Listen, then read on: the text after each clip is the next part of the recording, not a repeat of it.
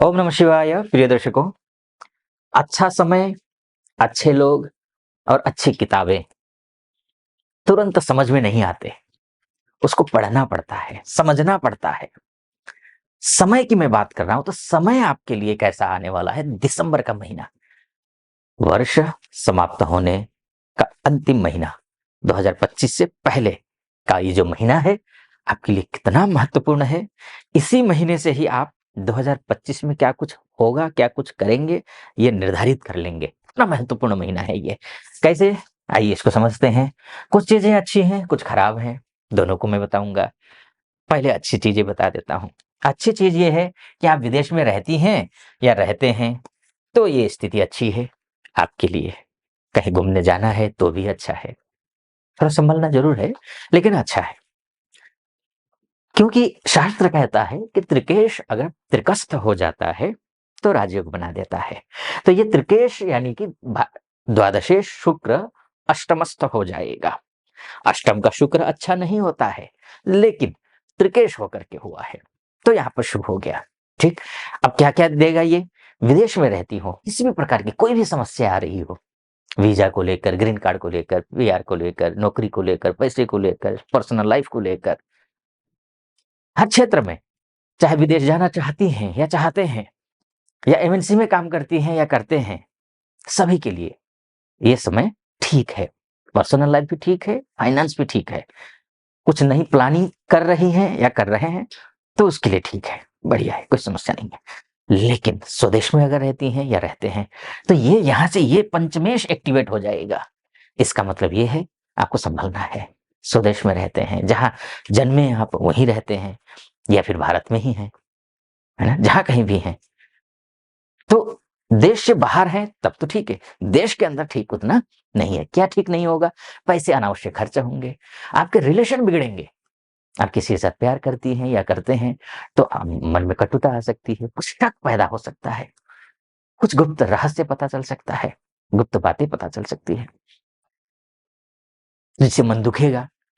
संतान प्राप्ति का प्रयास कर रही हैं आप, कर रहे हैं, दंपत्य जीवन काफी सालों से प्रयास कर रहे हो तो उसके लिए भी आपको थोड़ा संभलना है ये महीने में, 28 दिसंबर तक, क्योंकि ये 2 दिसंबर को ही पहुंच जाएगा यहाँ। संभलना है। एक बात और मैं बोलूं,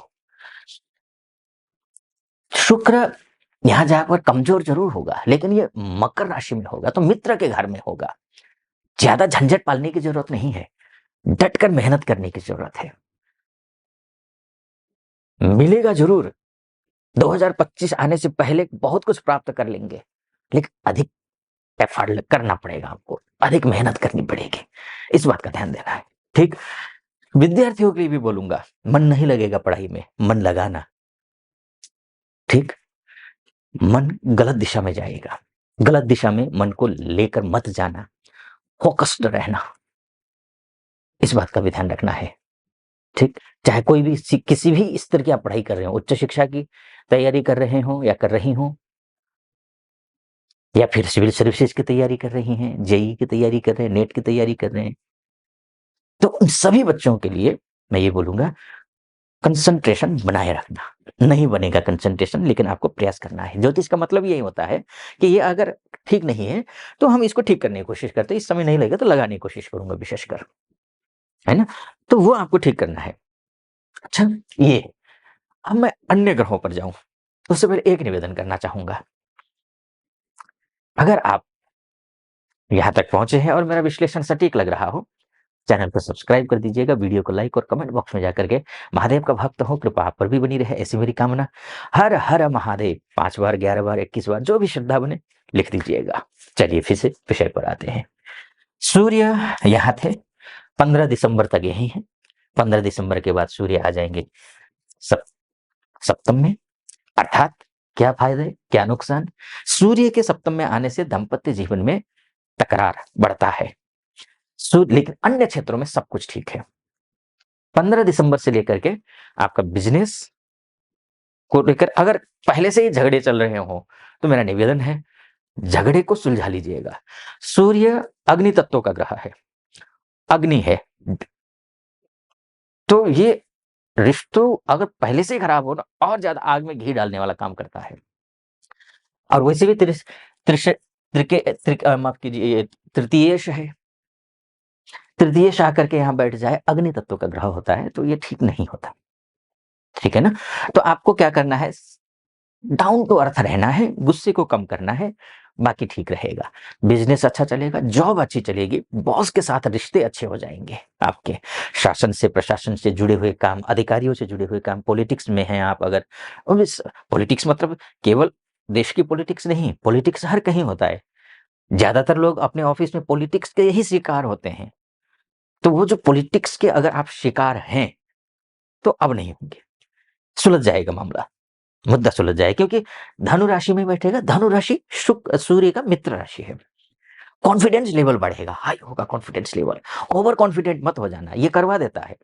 ये ओवर कॉन्फिडेंट भी करवाता है, ये मत होना ओवर कॉन्फिडेंट। ठीक, सूर्य को जल चढ़ाना, दिनचर्या सही रखना, इतना अगर कर लेते हैं, आप निश्चिंत रहें, ठीक होने वाला है। ठीक, अब मैं सूर्य की बात हो गई, सूर्य सीधा यहाँ से यहाँ भी देखेगा।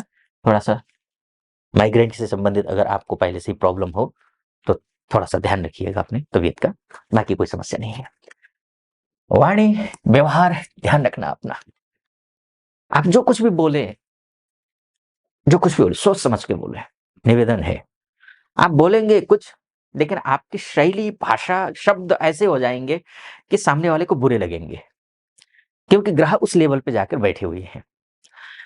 खूब मीठा बोलिए, भरसक मीठा बोलिए, और किसी के बारे में इधर-उधर बात मत करिए। जिस समय भी इधर-उधर बात कर दिया आपने, फलाना ऐसा, ये वैसा, ये वैसी, तो ये इस समय कही हुई बातें उसके कानों तक ज़रूर पहुँच जाएगी, घूमते-घूमते, तो बुरे आप ही बनेंगे, है ना?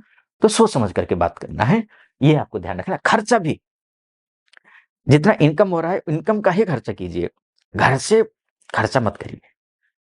सेविंग अकाउंट को खाली करने की कोशिश मत करिए, उसको मत छेड़िए, है ना? तो ये आपको कोशिश करनी है, क्योंकि छेड़ने का मतलब है कि गलत दिशा में जाएगा पैसा। इधर शुक्र भी यहाँ चला जाएगा, अष्टम में जाएगा शुक्र, यहाँ से मंगल की दृष्टि होगी, नीच मंगल की दृष्टि, धन भाव में मंगल बैठा है, सेविंग अकाउंट खाली कर देगा ये, है ना? तो अनावश्यक खर्चा ना ही करें तो ज़्यादा अच्छा है। आवश्यक खर्चा करिए, बेशक करिए, ये एक स्थिति है, ठीक? अब मैं बुध पे आता हूँ, बुध भी तो मार्गी हो रहे हैं ना, ये मार्गी हो रहे हैं। बहुत अच्छा है, बुध का मार्गी होना आपके लिए किन मामलों में अच्छा है? स्वास्थ्य के लिए अच्छा है, ठीक? लेकिन ये षष्ठस्थ हैं, षष्ठस्थ ग्रह कमज़ोर होता है, और वो इसलिए वृश्चिक राशि में है, जो कि ठीक नहीं है, शत्रु राशि है। तो षष्ठस्थ है, मार्गी वक्री होने की वजह से खराब ऑलरेडी चल रहे थे, खराब ही थे, है ना? बिज़नेस में इधर-उधर बहुत सारा झंझट दे रहे थे, इंटरव्यू क्लियर नहीं कर पा रहे थे, इंटरव्यू कॉल नहीं आ रही थी, कलीग के साथ नहीं बन रही थी, बोलना कुछ चाह रहे थे, बोल कुछ रहे थे, बिज़नेस में डील फाइनल नहीं हो पा रहा था, बहुत सारी समस्याएँ इसने दी है। लेकिन अब ये मार्गी हुआ है, तो वो समस्याएँ तो खत्म कर देगा, ये बुध। लेकिन बहुत अच्छा देगा, इसकी गारंटी नहीं है। इसलिए क्या करना है? गणपति, अथर्व, शीर्ष का पाठ करना है। गणपति, अथर्व, शीर्ष का पाठ करना है। अगर ये आप कर लेते हैं, आपका काम दुगना बढ़ेगा, रफ्तार से चलेगा। बिज़नेस अच्छा, जॉब अच्छा, पैसा अच्छा, ठीक? लेकिन ये मोटा-मोटे तौर पर मैंने बताने की कोशिश की है कि ये ग्रह यहाँ जाएगा तो ये फल देगा, ये फल ये नुकसान करेगा, ये अच्छा करेगा। मैंने बताने की कोशिश की है। आपको कैसा लगा ये वीडियो? सटीक लगा हो तो चैनल को सब्सक्राइब, लाइक और कमेंट ज़रूर कर दीजिएगा। और आप अपनी कुंडली दिखाना चाहती हैं या चाहते हैं, तो ये नीचे नंबर है, उस नंबर पे कॉल कीजिए। मेरी टीम से बात करके मुझसे अपनी कुंडली दिखाने के लिए अपॉइंटमेंट ले लीजिए। निर्धारित तिथि पर आपकी कुंडली देखूँगा मैं। फिलहाल इस वीडियो को यहीं पर समाप्त करता हूँ। आप प्रसन्न रहें, महादेव की कृपा आप पर बनी रहे। अनुमति दीजिए। ओम नमः शिवाय।